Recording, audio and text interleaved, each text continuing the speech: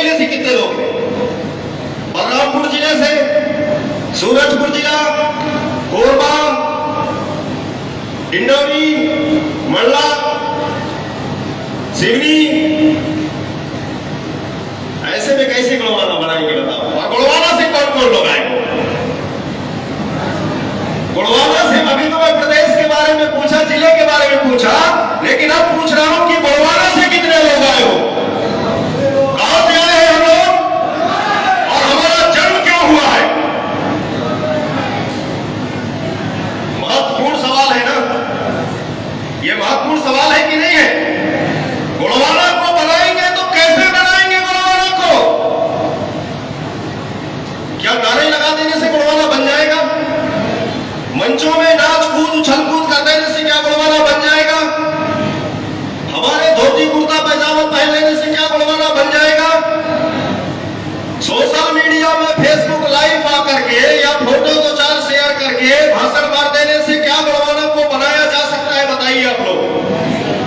साथियों, मैं बताना चाहूंगा 2010-11 की बात है।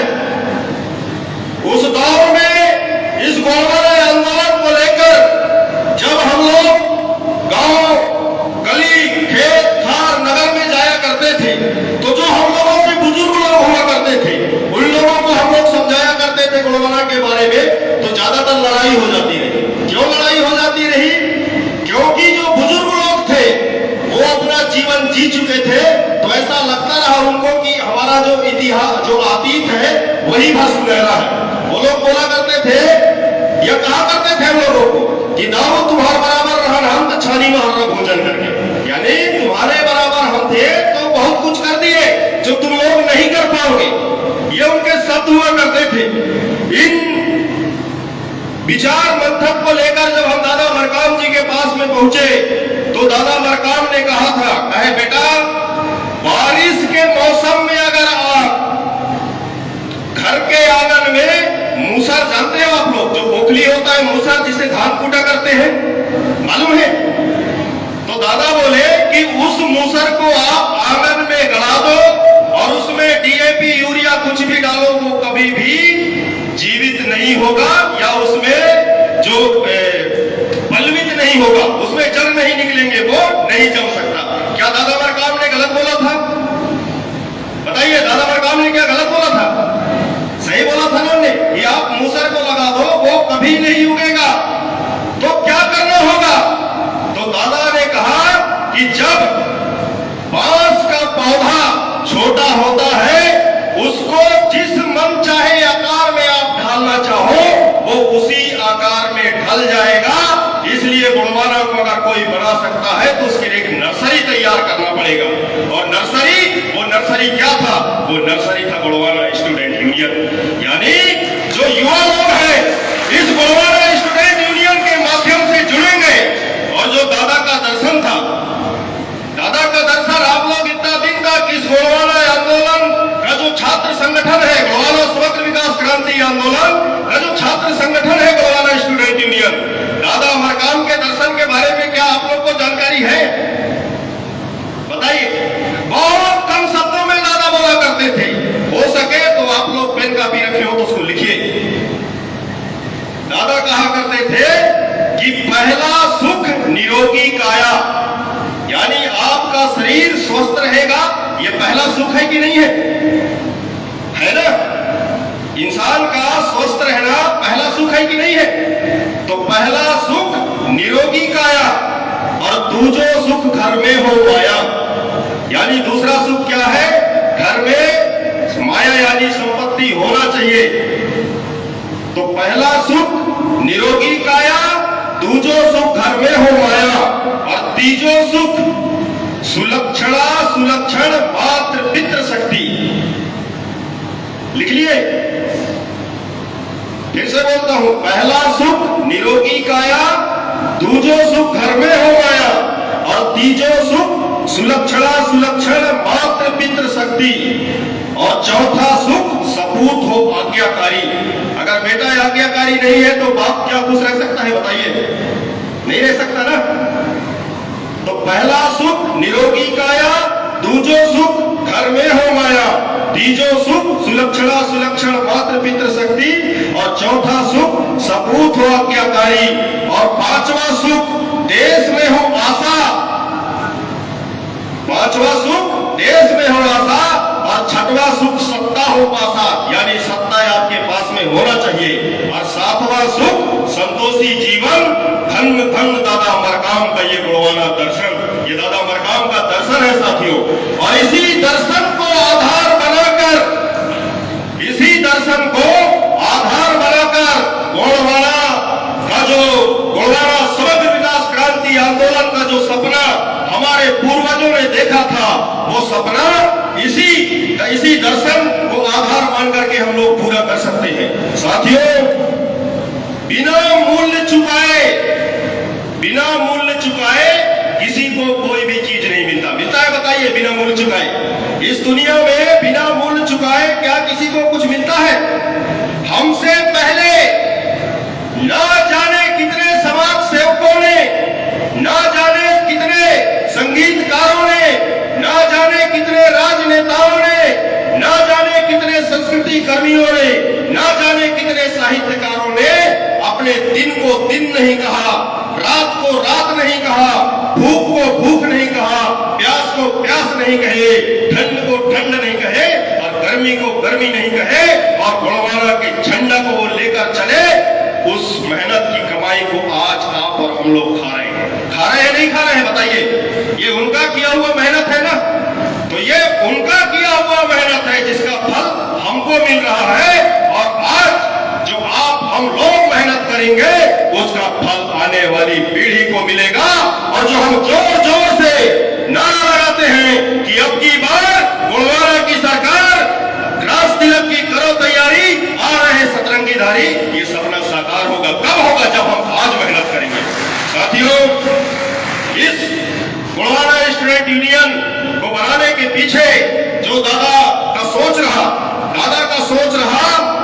दादा ने कहा था इस जगह पे कि एक व्यक्ति के बुद्धिमान हो जाने से, एक व्यक्ति के बुद्धिमान हो जाने से गोंडवाना को नहीं बनाया जा सकता। क्या बनाया जा सकता है, बताइए?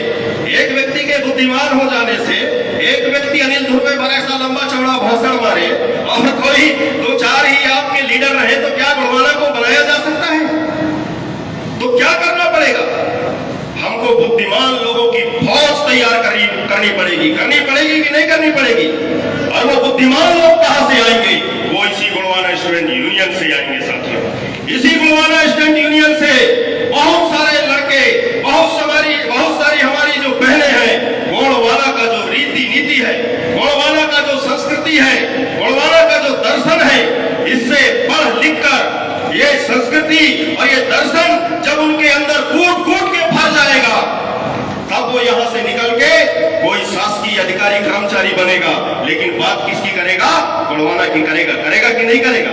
इन्हीं लोगों के बीच से निकल के जब एक से एक राजनीतिक लोग निकलेंगे, वो भी बात करेंगे तो किसकी करेंगे? गोंडवाना की करेंगे ना। यहीं से पढ़ लिख करके लोग खेती किसानी करेंगे, खेती किसानी जरूर करेंगे, लेकिन वो भी बात किसकी करेंगे? गोंडवाना की करेंगे।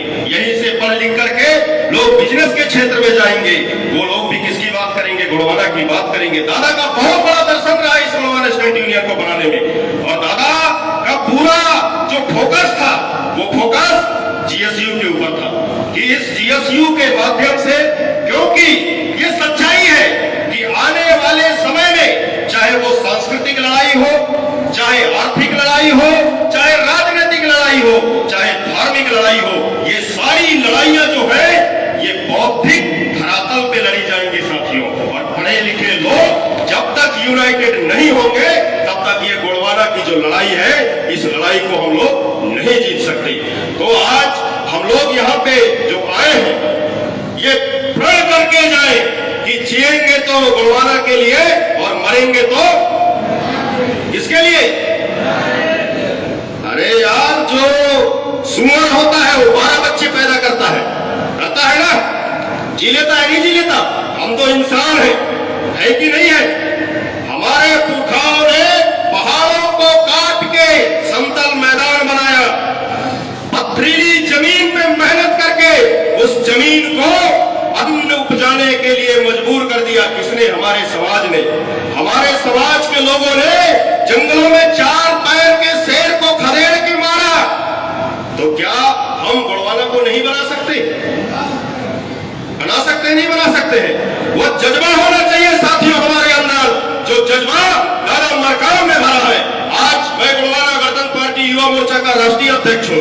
लगातार चुनाव के नतीजे आते हैं, ये चुनाव के नतीजे जो होते हैं उससे कहीं न कहीं लोग हमको हतोत्साहित करने के लिए कहा करते हैं, यार अनिल भाई तुम्हारे गोंडवाना गणतंत्र पार्टी का कुछ नहीं हो सकता, तुम्हारी गोंडवाना गणतंत्र पार्टी खत्म हो गई करके।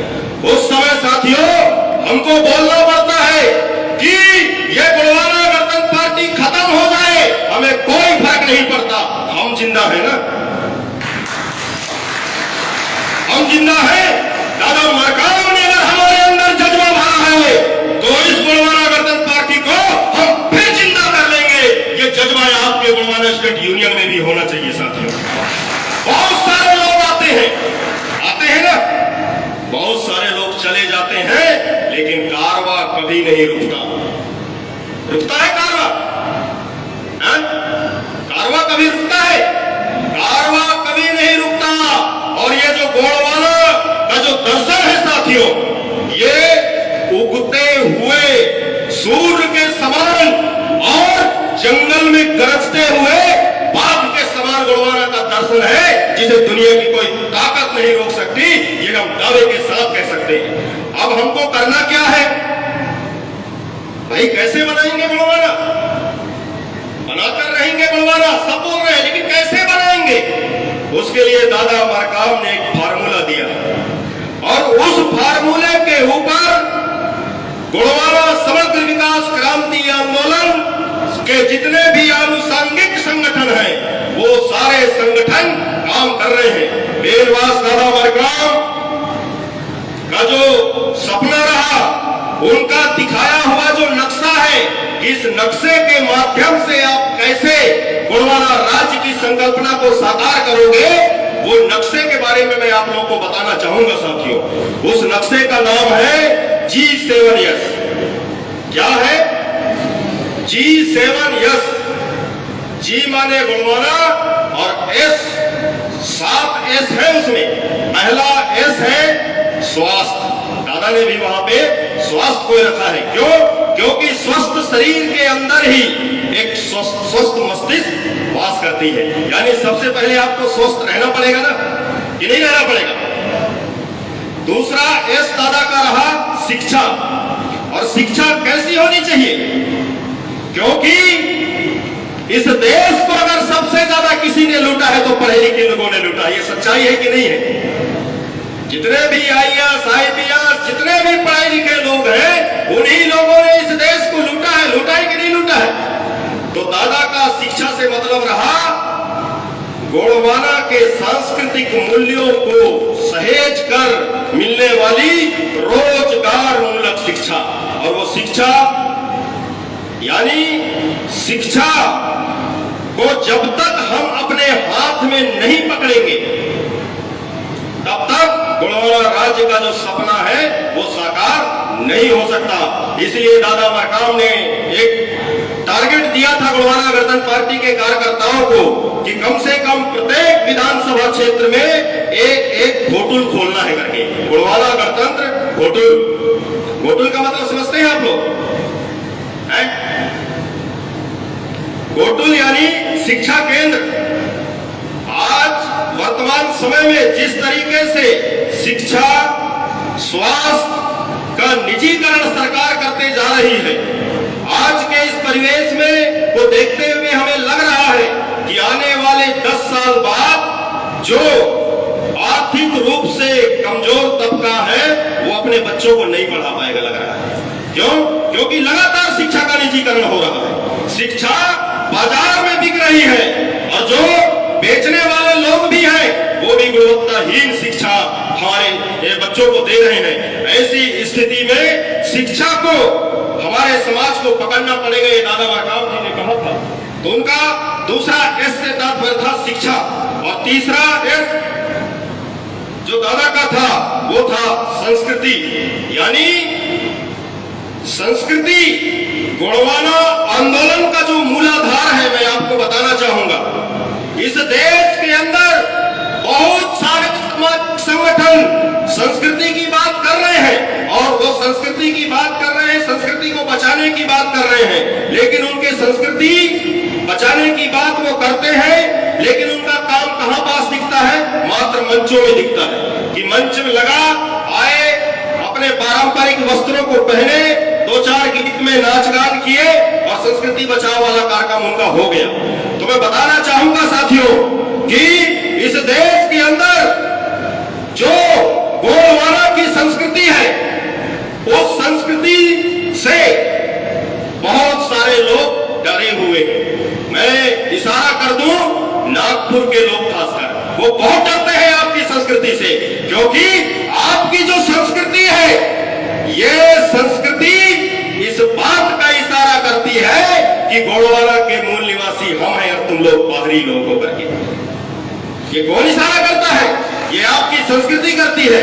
दादा मरकाम जी ने कहा था कि कोई भी समाज तब तक हारा हुआ नहीं माना जा सकता जब तक कि उसकी संस्कृति जीवित है, और गोंडवाना की संस्कृति अजर अमर अविनाशी है, ये दादा मरकाम ने कहा था।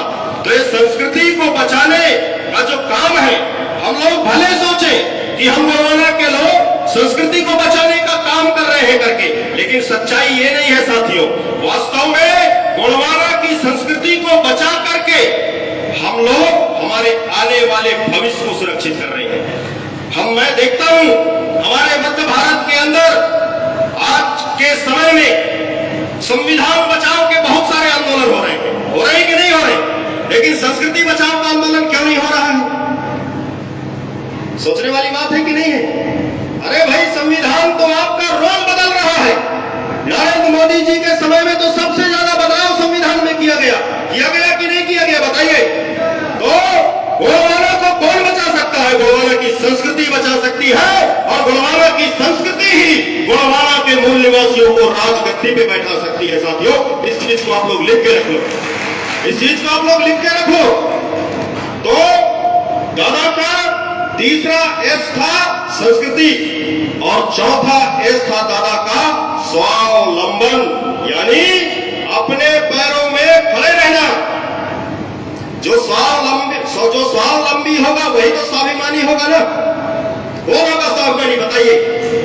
जो स्वावलंबी होगा, और जो स्वावलंबी नहीं होगा वो स्वाभिमानी नहीं हो सकता। इसलिए दादा मरकाम बहुत छोटी छोटी बातें दादा ने बोला था। वो बोला करते थे कि पहले अनुशासन, जब आप अनुशासित रहोगे तभी तो आप अपने लिए राशन पैदा कर सकते हो ना, कि कर नहीं? बिना अनुशासित हुए क्या कर सकते हो? अब आप लोग बताइए, ये गोंडवाना स्टेट यूनियन का मंच है कि नहीं है? है? नहीं है? छात्रों को कैसे बैठना चाहिए? छात्र और छात्राओं को मैं सब तरफ देख रहा हूं, कैसे बैठते हैं छात्र छात्रा लोग? क्या गलत हूं मैं?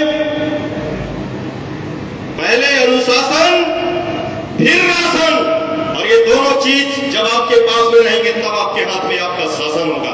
ये दादा मरकाम ने कहा था, और बहुत कम शब्दों में दादा ने इतना बड़ा खाका खींच के चले गए हैं। साथियों, मैं तो ये कहना चाहूंगा कि दादा मरकाम ने गोंडवाना के लोगों को बिना रस्सी के फांसी देना सिखाया है। बिना रस्सी के फांसी देना गोंडवाना के मूल निवासियों को दादा मरकाम ने सिखाया, लेकिन दुर्भाग्य है कि हम लोग सीख नहीं पाए। दादा के आंदोलन से जिनके पास ज्ञान तो था लेकिन वो बोल नहीं पाते थे, इस दादा के आंदोलन से वो लोग इतना बोले वाचाल हो गए, और आज के समय में कांग्रेस भाजपा के कुछ लोग दलाल भी हो गए। नहीं हो गए? गलत बोल रहा हूं? तो चौथा एस था दादा का स्वावलंबन, और पांचवा एस दादा का था सामुदायिक जीवन दर्शन। जो गोंडवाना गोड़वाना जीवन दर्शन का जो मूलाधार है, वो मूलाधार क्या है? सामुदायिक जीवन दर्शन। हम लोग आदिवासियत की बात करते हैं, सामूहिकता की बात करते हैं, सामुदायिकता की बात करते हैं कि नहीं करते हैं? बताइए। गोड़वाना की जो संस्कृति है, इस संस्कृति का मूलाधार सामुदायिक जीवन दर्शन है कि नहीं है? बताइए आप लोग। है? नहीं है? यार मैं भाषण नहीं दे रहा हूं, मैं तो बात कर रहा हूं आप लोगों से। सामुदायिक जीवन दर्शन गोड़वाना दर्शन का मूलाधार है कि नहीं है? क्या इस सामुदायिक जीवन दर्शन को हटा देने से गोड़वाना में कुछ बचेगा? यानी किसी एक कार्यकर्ता को कुछ दर्द और तकलीफ हो रहा है तो हमको होना चाहिए नहीं होना चाहिए? बताइए, होना चाहिए नहीं होना चाहिए? अगर आप तकलीफ में फंसे हो और उस दर्द की अनुभूति मैं ना कर पाऊं तो फिर मैं कैसे आपसे जुड़ा हूं? कैसे हम एक संगठन के हो सकते? बताइए आप लोग। दादा का जो उद्देश्य था इस गोड़वाना आंदोलन को बनाने का, उसमें दादा का पहला उद्देश्य था गोड़वाना में बुद्धिजीवियों का प्रशिक्षित केंद्रीय गोड़वाना संगठन बनाना। प्रशिक्षित हो और केंद्रीय हो। केंद्रीय का मतलब आप लोग समझते हैं? केंद्रीय संगठन का मतलब समझते हैं कि उस संगठन का कोई एक केंद्र बिंदु होना चाहिए नहीं होना चाहिए? और अगर जिस संगठन का कोई केंद्र बिंदु नहीं होता, वो संगठन बहुत जल्द धराशायी हो जाता है। वक्त के साथ ही वो उठता है और वक्त के साथ ही वो समाप्त हो जाता है। इसलिए संगठन का कोई एक केंद्र बिंदु होना चाहिए। इतिहास गवाह है साथियों कि गोड़वाना का राजपाट क्यों छिना। जब इसका हम अध्ययन करते हैं तब एक बात निकल के आती है कि गोड़वाना के जो राजा महाराजा थे ये आपस में ही लड़ते भिड़ते रहे, इनका कोई एक मुखिया लोग बना के नहीं रखे। अगर किसी एक को अपना मुखिया बना के रखते तो 562 रियासतों में 258 रियासत देने के बदले में हमको गोड़वाना राज्य नहीं पृथक गोड़वाना देश मिला होता। पृथक गोड़वाना देश मिला होता। अगर उस समय हमारे ये 552 रियासतों में 258 गोंड राजाओं के रियासत, इनका कोई एक केंद्रीय मुखिया होता, 32 रियासतों के दम पे पृथक पाकिस्तान बन गया। है जानकारी आप लोगों को? मिल गया ना? 32 रियासतों के दम पे पाकिस्तान बन गया। हम दिन 258 रियासत देने के बाद में भी आज भी हम गोड़वाना राज्य के लिए लड़ रहे हैं। अगर उस समय हमारे गोंड राजाओं के पास में केंद्रीय संगठन होता तो आज बड़े गर्व के साथ हम गोड़वाना राष्ट्र में रह रहे होते साथियों। तो अतीत का जो अनुभव है, उस अनुभव के आधार पर हमको केंद्रीय संगठन बनाना चाहिए नहीं बनाना चाहिए? बताइए। एक मुखिया होना चाहिए नहीं होना चाहिए? कल हमारे मध्य प्रदेश के पूर्व मुख्यमंत्री और कांग्रेस के प्रदेश अध्यक्ष माननीय कमलनाथ जी ने कहा कि कितने गोंड है मध्य प्रदेश में, हर जिलों में अलग अलग गोड़वाना है करके। वो क्यों ऐसी बातों को बोल पा रहे हैं? इसलिए बोल पा रहे हैं कि हम लोग यूनाइटेड नहीं, हमारा कोई एक संगठन नहीं है। गलत बोल रहा हूं क्या? तो दादा का जो 6वां एस था वो था सामुदायिक जीवन दर्शन, और दादा का जो 7वां एस था, 6वां एस था वो था सुरक्षा। यानी अपने जल जंगल जमीन की सुरक्षा, अपनी बहन बेटियों की सुरक्षा, अपने रोजी रोटी रोजगार की सुरक्षा। ये हम नहीं करेंगे तो कौन करेगा? बताइए। हमको करना पड़ेगा ना। तो जिस तरीके से हम अपने जल जंगल जमीन की सुरक्षा करते हैं, जिस तरीके से जब हम कोई फसल को बोते हैं तो बागड़ रूंद के या तार बिछा करके अपने फसलों की रक्षा करते हैं कि नहीं करते हैं? करते हैं ना। ठीक उसी तरीके से हमको हमारे इस संगठन की भी सुरक्षा करनी पड़ेगी कि नहीं करनी पड़ेगी, बताइए। तो वक्त पड़े तो हाथ में डंडा लेकर के भी रखवाली इस संगठन का करना पड़ेगा कि नहीं करना पड़ेगा, आप लोग बताइए। और सुरक्षा हम कर लिए तो जो दादा का 7वां एस था सत्ता, वो सत्ता हमसे दुनिया की कोई ताकत नहीं छीन सकती है। साथियों, मैं लगातार पता नहीं क्या से क्या बोलते रहा, लेकिन जाते जाते जो अंतिम बात आप लोगों से कहना चाहूंगा वो ये है साथियों कि जो जन जागृति संसाधनों का निर्माण नहीं कर सकती है, जो जन जागृति संसाधनों का निर्माण नहीं कर सकती है, वो केंद्रीय संगठन के अभाव में पतवार विहीन नौका के समान है कि नहीं है? बिना पतवार के नौका का क्या होता है? ठीक उसी तरीके से वो कोई भी संगठन हो, वो संगठन अगर संसाधनों का निर्माण नहीं कर पा रही है और उसके पास में कोई केंद्रीय संगठन न हो तो पतवार विहीन नौका के समान है।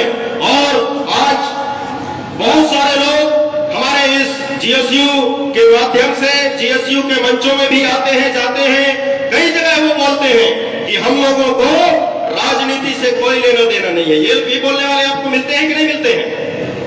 मिलते हैं, नहीं मिलते हैं? तो एक चीज बताना चाहूंगा साथियों कि जो व्यक्ति अगर ये कहता है कि हमें राजनीति से कोई लेना देना नहीं है, जो व्यक्ति अगर किसी संगठन को बना करके और आपके पास में आकर कह रहा है कि हमें राजनीति से कोई लेना देना नहीं है, तो मेरे नजर में वो व्यक्ति कालिदास से भी ज्यादा मूर्ख है। कालिदास के बारे में आप जानते हो, जिस डाली में बैठा था उसी डाली को काट रहा था, तो वो कालिदास से भी ज्यादा मूर्ख है, या तो वो फिर हमको मूर्ख समझ रहा है। दो ही बातें हो सकती है ना भाई। संगठन बनाने का लक्ष्य ही होता है सत्ता की प्राप्ति करना, है कि नहीं है? और इस लोकतांत्रिक देश में जहां हर नागरिक मतदाता है कि नहीं है? है कि नहीं है? हर नागरिक मतदाता है कि नहीं है? उसके वोट देने से सरकार बनती बिगड़ती है कि नहीं है? आप लोग बताइए यार, कुछ बोल ही नहीं रहे हो आप लोग बोलिए। आप लोग नागरिक हो कि नहीं हो? मतदाता हो ना? आपके वोट से सरकार बनती बिगड़ती है कि नहीं बिगड़ती है? अब आप लोग ही अगर ये कहो कि हमको राजनीति से कोई मतलब नहीं है करके, तो इस लोकतांत्रिक देश में तो मेरे ख्याल से सबसे बड़े देशद्रोही हो आप। देशद्रोही का मतलब समझते हैं आप लोग?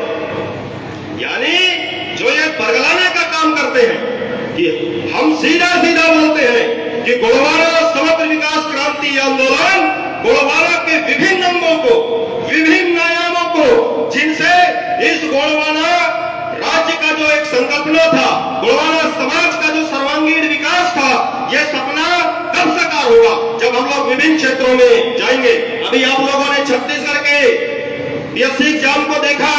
हम लोगों के गोलवारा गणतंत्र पार्टी युवा मोर्चा की राष्ट्रीय प्रवक्ता हुआ करती थी हमारी छोटी बहन कामनी दुर्वे, नाम आप लोगों ने सुना है उसका, जो अभी डीएसपी बन गई है। वो गोलवारा गणतंत्र पार्टी के युवा मोर्चा की राष्ट्रीय प्रवक्ता थी।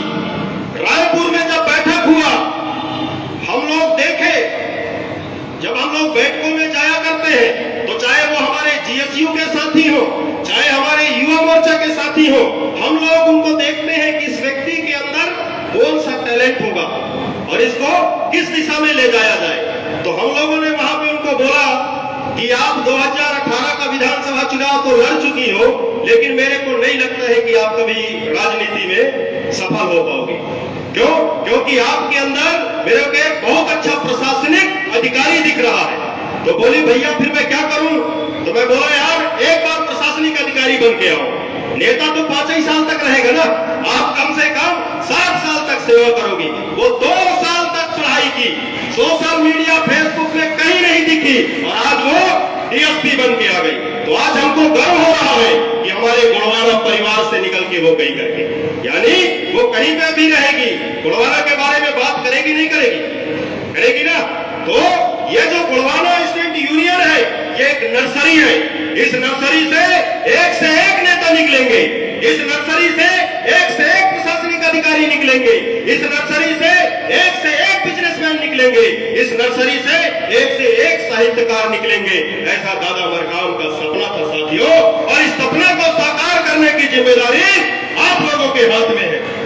साथियों, वक्त बहुत कम है, आप लोगों ने बहुत ही ध्यान पूर्ण और मनोवेग से मेरी बातों को सुना।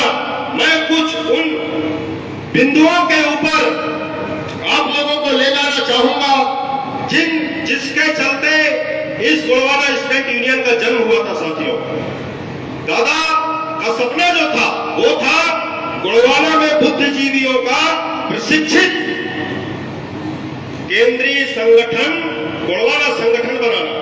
दादा का दूसरा उद्देश्य था गुणवाना समाज का बोझ उठाने लाया, यानी गुणवाना समाज का बोझ उठाने लाया योग्य कार्यकर्ता बनाना। इस समाज का जो बोझ को उठा सके ऐसे कार्यकर्ता तैयार करना दादा का उद्देश्य था।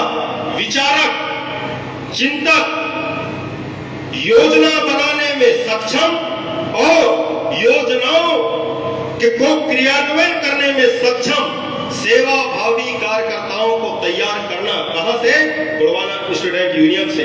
दादा का चौथा उद्देश्य था मानसिक गुलामी क्या है, मानसिक गुलामी क्या है उसे समझने वाला, उससे मुक्त आत्मविश्वासी समाज के मान सम्मान स्वाभिमान को जागृत निर्भर स्वावलंबी समाज बनाने वाले आंदोलन को सही दिशा, सही समय और सही रूप में चलाने योग्य कार्यकर्ता तैयार करना।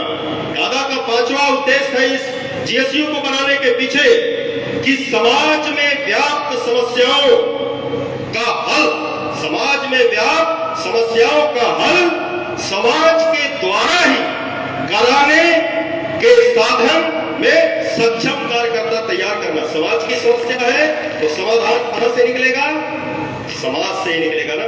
दादा कहा करते थे कि मुझे एक व्यक्ति का 100% समय पैसा नहीं चाहिए, 100% समय पैसा मुझे एक व्यक्ति का नहीं चाहिए, बल्कि सब लोगों का 1% समय और पैसा चाहिए।